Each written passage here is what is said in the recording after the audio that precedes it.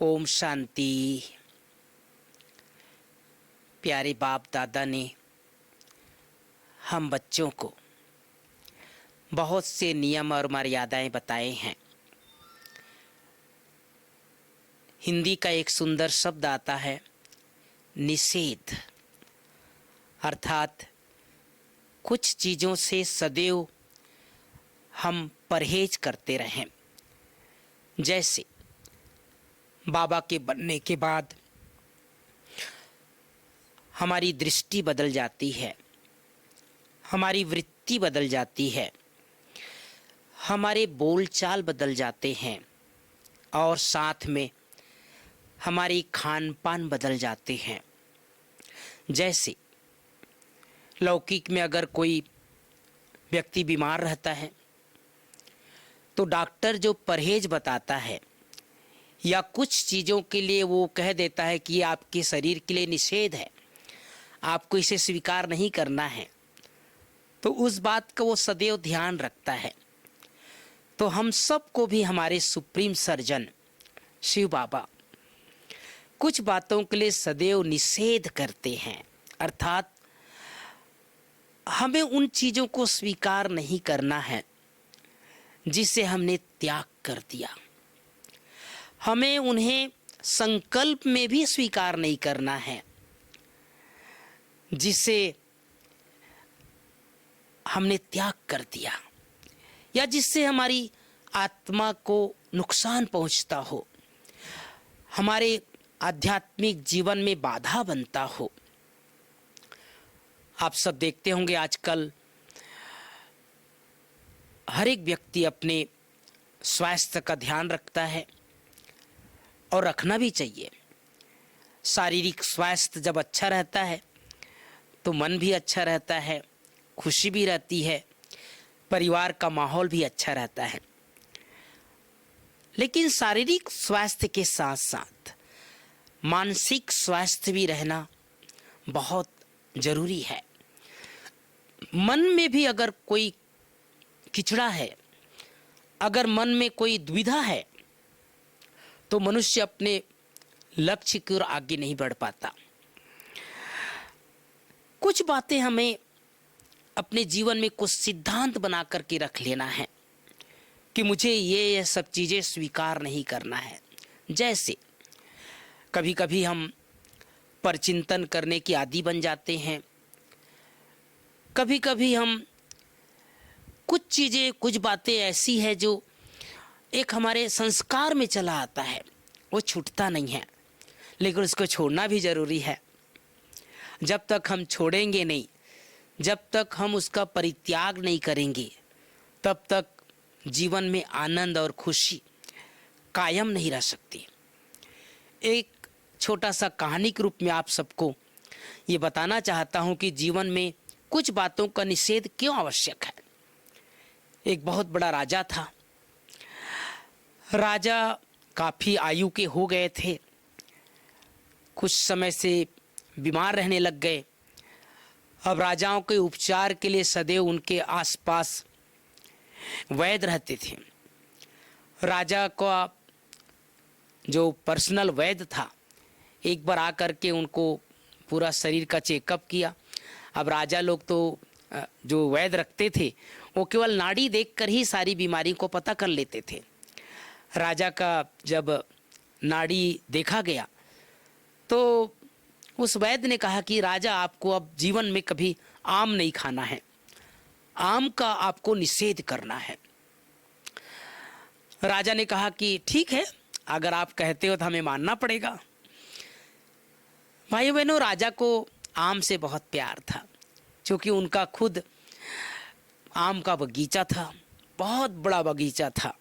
अब जैसे ही पूरे राजभवन में ये बात पता चला कि राजा को आम का निषेध किया गया है, राजा को आम नहीं खाना है, तो राजा का एक नियम था, प्रतिदिन सुबह वो मॉर्निंग वॉक के लिए जब निकलता था तो अपने आम के बगीचे में जाता था और आम के बगीचे में जाकर के पका हुआ आम खा कर के रोज आता था।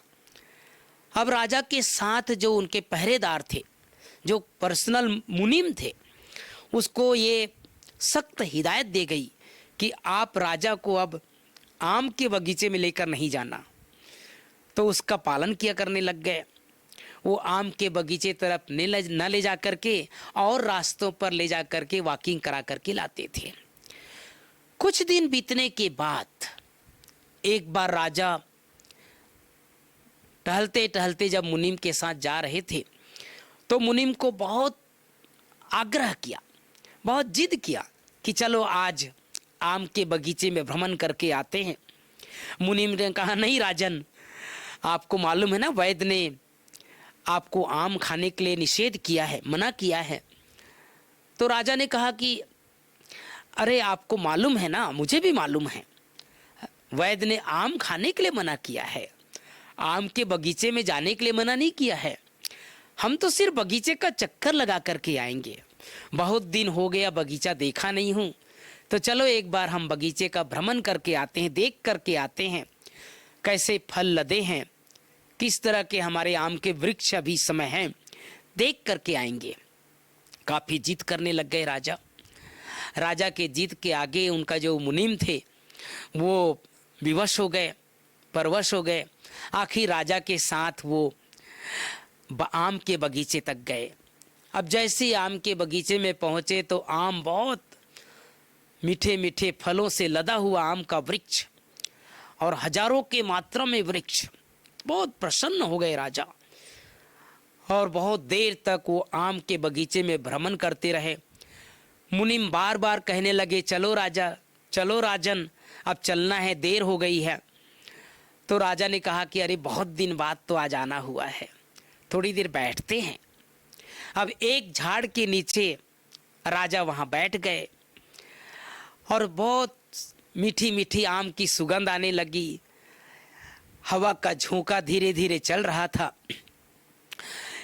इतने में एक तेज हवा का झोंका आया और एक मीठा बहुत सुंदर फल आम के झाड़ से टपक कर उस राजा के गोदी में आ गया। राजा ने तुरंत उस आम के फल को अपने हाथ में ले लिया और बहुत प्यार से उसको सहलाने लगा, उसको दबाने लगा, उसको प्यार करने लग गया। उसके मन में एक प्रकार से वो खाने की अभिलाषा भी बढ़ने लग गई। तो मुनीम बहुत परेशान हो गया। मुनीम ने कहा कि राजन, चलो राजन, यहाँ से चलना है, आप आम छोड़ दीजिए, आप आम छोड़ दीजिए।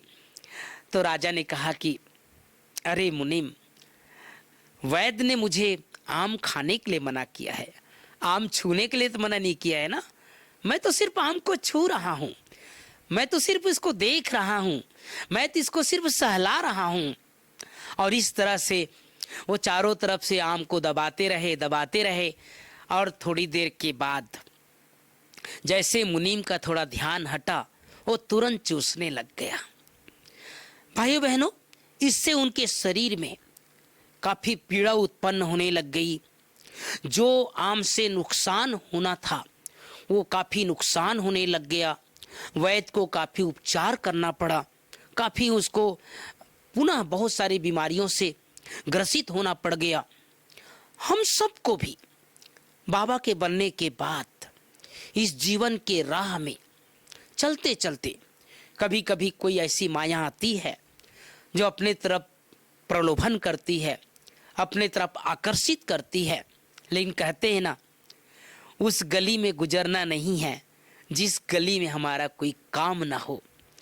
तो कभी कभी हम शरीर से तो नहीं जाते, लेकिन मन बुद्धि से कभी कभी उस गली में चले जाते हैं जिस गली को हमने त्याग कर दिया है। बाबा ने बहुत सुंदर बातें कही है कि अपने को नियम और मर्यादाओं में बांध लो।